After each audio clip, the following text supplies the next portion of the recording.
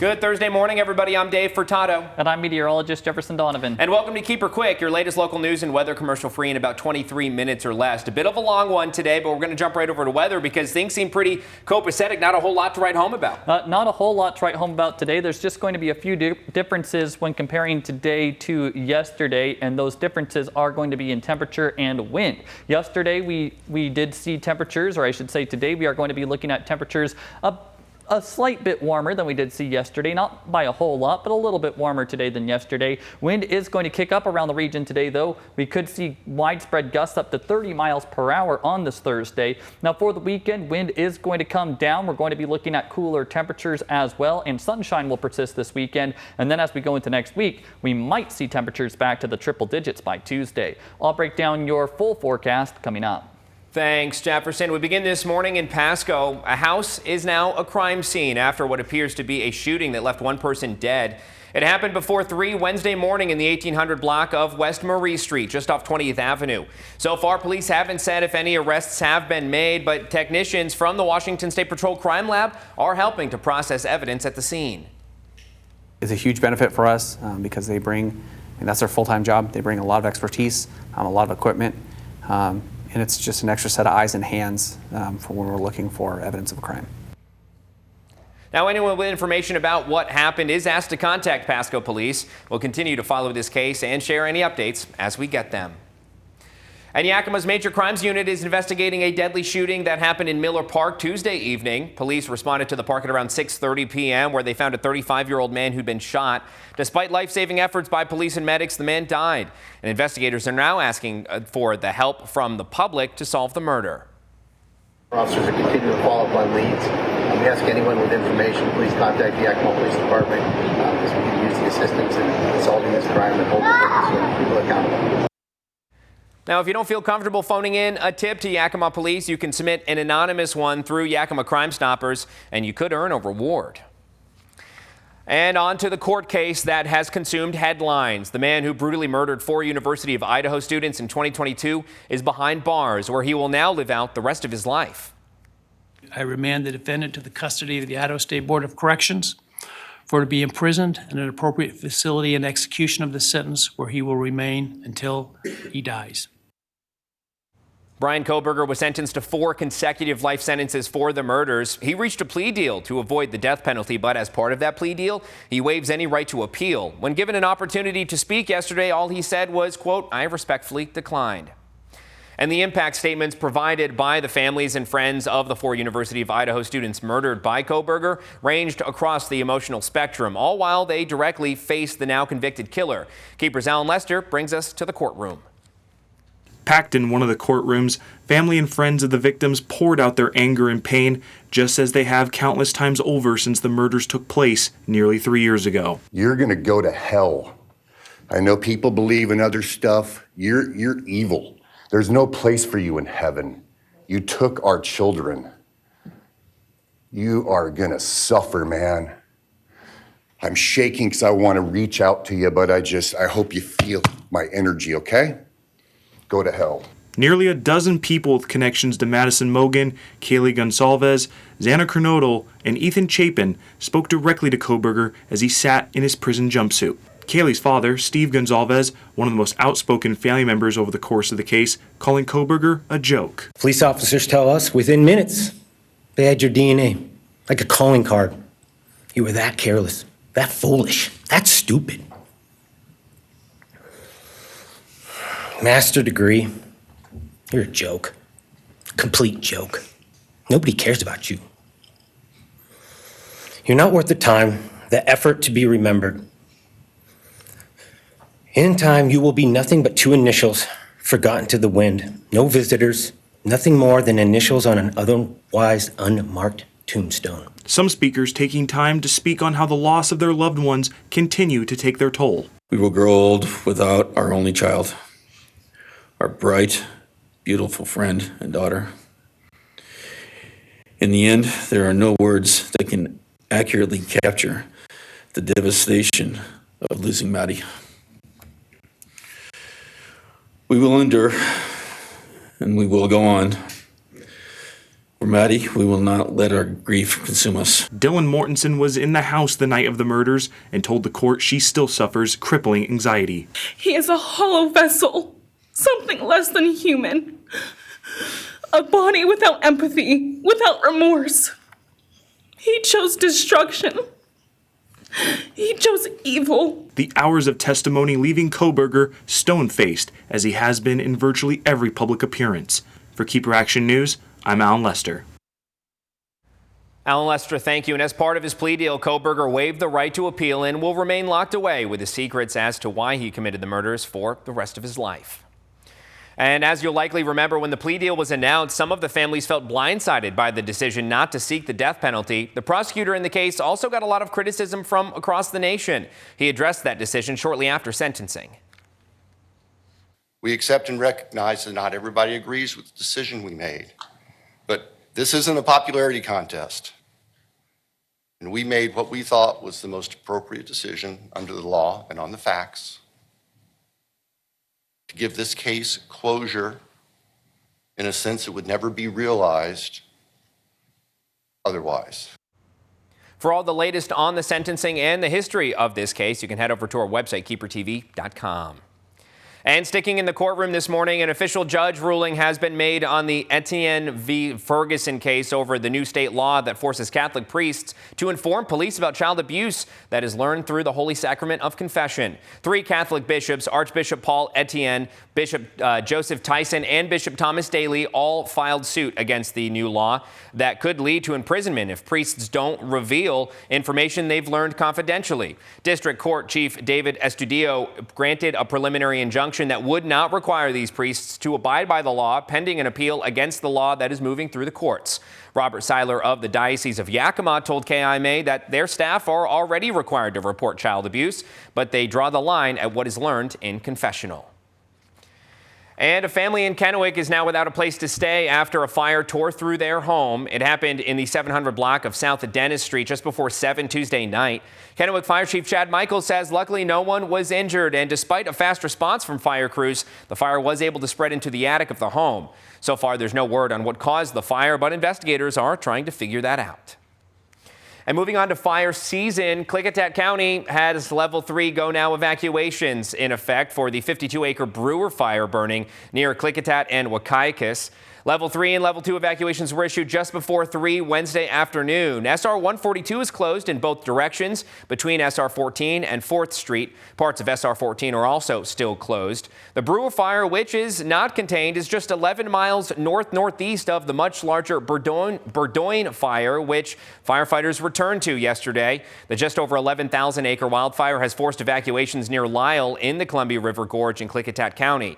The fire broke out July 18th and grew rapidly, fueled by strong winds and dry conditions. It is considered 13% contained as of this morning. With the fire's current behavior and uncontrolled fire lines, the Northwest Incident Management Team is expecting to keep the current evacuation orders in place for the next 5 to 7 days. State Route 14 is still closed between Lyle and Bingen. Old Highway 8, Highway 142, and the Lyle-Snowden Road are all closed until it's safe for emergency crews to reopen them. There are 870 people fighting the fire, including 17 hand crews, 105 engines, 10 water tenders, 3 bulldozers, and 5 helicopters. To the north, the Lake Spokane fire has prompted Level 2 and Level 3 evacuations. Firefighters are working to put out that fire, which has torched 2,400 acres so far. It's only 16% contained, and officials say strategic firing operations will be used to get ahead of the blaze in steep, rugged terrain, removing unburned fuel between the fire and fire lines, though those efforts are subject to weather conditions. Those in the area should expect increased smoke and activity. Leaders with the Department of Natural Resources say that one was human-caused. Other large fires in our state, the Pomus fire that has spurred Level 1 evacuations near Holden Village in the Okanagan-Wenatchee National Forest. It's 3,400 acres and uncontained. Firefighters are nearing completion of building a fire line and removing fuels around Holden Village. And the Hope fire, currently 66% contained, has Level 1 and 2 evacuations, a downgrade from last week. Crews on that fire are also working on fire lines as well as suppression repair to minimize erosion and damages. At nearly 7,900 acres, it's the second largest fire in the Evergreen State. And switching gears to some health news this morning, the mosquitoes that tested positive for the West Nile virus in Washington state this year were first found in Granger and Heisey Park. Areas along the Yakima River are especially vulnerable due to several environmental factors. It sits alongside a major bird migration pathway, making it a perfect hotspot for birds, which birds are the primary host of the West Nile virus. The Yakima River also has surrounding wetlands, as well as the different agricultural features that we have in our area that do create those retention pods that are ideal mosquito breeding grounds. And also with hot temperatures that we do see here in the summer, those also contribute to mosquitoes reproducing faster. West Nile virus is not transmitted from person to person. It's spread mainly by infected mosquitoes. So when mosquitoes bite birds carrying the virus, they become infected, and then these mosquitoes then go and bite humans or other animals transmitting the virus. Now, the best way to avoid getting the West Nile virus is to take steps to avoid getting bitten by mosquitoes. That means using repellent, wearing pants and long sleeve shirts, and removing any standing water from around your property. Most people who get West Nile don't get sick, but signs of the virus include a fever or body aches, and in rare cases it can be serious. See a doctor if you get sick, or if it's one of your pets, take them to a vet. And with that, let's jump right over to meteorologist Jefferson Donovan to talk the weather here. Temperatures are going to be hot, but not hot enough to evaporate any standing water. So you're definitely going to want to dump that out in relation to the mosquito situation. But as we make our way through the day today and on into the weekend, those temperatures are going to remain pretty warm. Yeah, today is going to be the hottest day, though, before we see a modest cool down for this weekend. As we take a look outside for today, we are going to see high temperatures into the upper 90s, very close to 100 degrees in the Tri-Cities if we don't nudge up to the low triple digits. Through the Yakima Valley, highs today will be into the mid to upper 90s, upper 80s to low 90s in the Kittitas Valley, with mid to upper 90s today for the Blue Mountain foothills. Everybody today will be looking at sunny skies overhead, although there might be a little bit of haze and smoke out there. Now, another big story that we will be tracking on this Thursday, not just the high heat, but also some gusty winds returning to the forecast area. We could see winds today gusting up to 30 miles per hour in the Tri-Cities, Walla Walla and Pendleton, with gusts up to 40 miles per hour today through the Kittitas Valley. Friday will feature lighter winds, slightly lighter winds for the Tri-Cities and Yakima, but we still could be looking at winds gusting to 30 miles per hour in Walla Walla on Friday, with 30 mile per hour gusts in Pendleton too. In Ellensburg tomorrow, once again, we could see gusts up to 40 miles per hour. But focusing on today, again, region-wide blustery winds, and with as hot as it is going to be, we are going to see heightened fire danger in our forecast area on this Thursday, so please practice that fire safety. Now, as we take a look at the haze and smoke forecast, there are those two large wildfires burning in Klickitat County, and with wind coming from the west, there could be periods of denser haze and smoke, especially for the Columbia basins of Washington and Oregon. That is going to be true for both today and tomorrow. Not necessarily anticipating terrible air quality, but again, there could be denser haze and smoke at times for both today and tomorrow. Now, as we take a look at the next 2 days after today, we are going to be looking at high temperatures on Friday in the low to mid 90s for most of the area, although the Kittitas Valley will be a smidge cooler with highs into the mid 80s. On Saturday, temperatures for most of us will be into the upper 80s to low 90s, although again, the Kittitas Valley may be just a smidge cooler into the mid 80s. Now, it is Waterfallies weekend as we go into Friday, Saturday, and Sunday. Again, the Tri-Cities looking at plenty of sunshine, maybe just some haze and smoke at times, with temperatures in the low to mid 90s. You can't ask for much more for Waterfallies weekend. Right now, I'm going to toss it back over to Dave. Thanks, Jefferson. The Sunnyside City Council covered a lot of ground at last week's meeting, tackling several major issues, from listing the remaining acres of the Munson property, approving 2 staff layoffs, and signing off on a 6-year transportation improvement plan. KIMA's Anissa Williams gets us up to speed. For the record, we are listing the remaining acres for the property for $48,000 per acre. Currently, about 68 acres remain unsold. In May, council members approved the $1.7 million sale of 77 acres to F&M Investments pending a feasibility study. The council also approved a 6-year transportation improvement plan with 13 priority projects ranging from pedestrian safety upgrades to ADA ramps and bridge repairs. Some earlier proposed projects were removed after the city's safety plan expired. One of those was a new roundabout at Maple Grove and Yakima Valley Highway. And the second one removed was a roundabout at Lincoln and Yakima Valley Highway right outside Walmart. So that is another project. If funding it becomes available for it, we can add that one back on. Meanwhile, the council is terminating its dispatch contract with the city of Toppenish. That contract brought in $240,000 a year in revenue, and losing it now means Sunnyside must cut costs, starting with staffing. They're going to Suncom, which is the dispatch center out of Yakima, which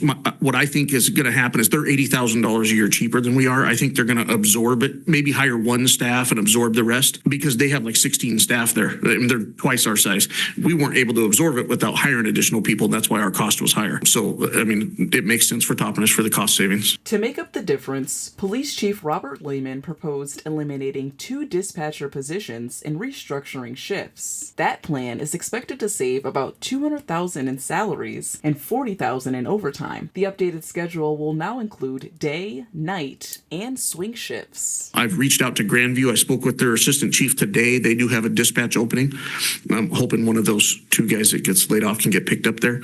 And then I know that the sheriff's office has some openings, so I'll be reaching out to them tomorrow to see if we can get those gentlemen a job. The staffing changes go into effect August 7th, and the city will pay those dispatchers up until the next pay period, which is August 15th. KMA's Denise Williams, thank you. Congressman Dan Newhouse is hosting a town hall meeting this coming Monday, but it won't be in person, and that's because of assassination threats towards both him and his staff. The town hall will take place over the phone. It'll be Monday from 5:30 to 7 p.m., and you will have to sign up to ask questions before noon on Sunday. Those who do sign up will get an automated call 10 minutes before the town hall with directions on how to call in and ask your question. We have a link to sign up for the call on KIMATV.com. And Washington State University Tri-Cities is getting new funding to help students overcome barriers on their path to graduation. More than $2.7 million in federal TRIO grants have been awarded to the university to help improve college retention and graduation rates among low-income, first-generation students as well as disabled students. School leaders say this new cycle of funding will help 260 students over the next 5 years. It's a really great opportunity to kind of leverage federal investment in local opportunities, and we just see that it pays dividends. It's a really awesome investment, and again, not just on the personal level, but absolutely to the region in general. Now, the TRIO grants will provide eligible students with individualized services such as academic tutoring, financial aid, career exploration, and others. More details, including eligibility information, can be found up on our website, KEPRtv.com. And sticking with some education news this morning, Pacific Northwest University of Health Sciences is about to welcome its largest class of incoming students. On Monday, the students will be starting their journey to become dentists in the new dental medicine program. KIMA's John Franklin tells us more. Exciting times for us here at Pacific Northwest University School of Dental Medicine. I arrived here over 3 years ago as the first person hired to start the dental program, and now we've got 20 faculty and staff. We've got the 36 students coming in. We have a beautiful facility here in Delta Dental Equity Hall. In just under a week, the inaugural class of dental medicine students at PNWU will fill the seats in the newly purpose-built classroom. You know, exciting to look forward to the students that are going to be coming here and the diversity of the students that we are bringing into the program is just, I feel like we don't see that anywhere else. 36 students make up the first class, most from the Pacific Northwest. 23 are from Washington State, and about 4 are alumni of the Yakima Valley College. They are either coming from a rural or underserved area. 73% of the students in the class come from a federally recognized rural or underserved area. On Monday morning, they will begin their 4-year journey towards a degree together with a week of orientation to the school. We also have some team building exercises and other things to kind of get the class more together, because they're going to be spending 4 years together. 3 years ago, the university took its first steps towards a vision of a dental school, and soon the vision will become a reality. The most exciting piece is to interact with the students and to create those learning spaces that, we get to change lives here, and have transformation of students as they progress through the education experience and go out into the communities and practice. KIMA's John Franklin, thank you. And in the coming years, these students will be practicing while in school at some local clinics in Yakima, the Tri-Cities, and even in Tacoma. And speaking of Yakima school district leaders want you to know about the correct first days of school after an error appeared in their July newsletter. Students in grades 1 through 12 will start on Wednesday, August 27th, while kindergarten and preschool students will start on Wednesday, September 3rd. If you have any questions, be sure to contact the district's offices. And switching gears, GISA Credit Union is working to help support local heroes. Every time a GISA member makes a purchase with the Local Heroes Affinity debit card, money goes toward grants that help firefighters, healthcare workers, law enforcement officers, educators, and veterans. Funds raised go towards eligible organizations that support our local heroes, and grants can range from a few $100s to $50,000. We get to take what members are already doing in the community, just using their debit card around town with no impact to them, no change to their life. And we get to take just a couple of cents from every single one of those transactions and give it back to the community in ways that impact dramatically the world around us. There's been stories already about how our funds have been used to save lives in the Pacific Northwest, and it's an incredible experience. Now, the grant application process is now open until July 31st. For more information on how to apply, you can visit our website, KEPRtv.com. And with the start of the biggest event of the summer just days away, local authorities want you to keep in mind some things if you choose to go to Water Follies, especially out on the water. This year is the 60th anniversary of the Columbia Cup. And my understanding is this is not only the Columbia Cup this year, it's the Gold Cup. So this is the Gold Cup standard for unlimited hydroplane racing. So you want to make sure you get to the hydroplane races this weekend. Now, if you're going to watch the show from your boat, it's important that you don't exceed the number of people your boat is rated for. You're also required to have life vests for everyone on board, and the driver needs to be 100% sober. So just make sure you bring plenty of water to drink, be drinking water, especially those that have been drinking alcohol or are going to be drinking alcohol. Make sure that you drink a lot of water as well, because it's going to be very easy for you to dehydrate, get heat exhaustion. Now, the river will be closed from 7 in the morning until 7 in the evening from the Blue Bridge to the east end of Pasco's Wade Park. Deputies say there will be no exceptions to let anyone through. And that does it for us. Thank you for watching this episode of Keeper Quick. For more local news and weather, you can head over to our websites, Keeper and KIMATV.com, as well as our Facebook pages. But while you're here, be sure to subscribe to our YouTube channel to keep up with our latest mini newscasts Monday through Friday. Have a terrific Thursday, everybody.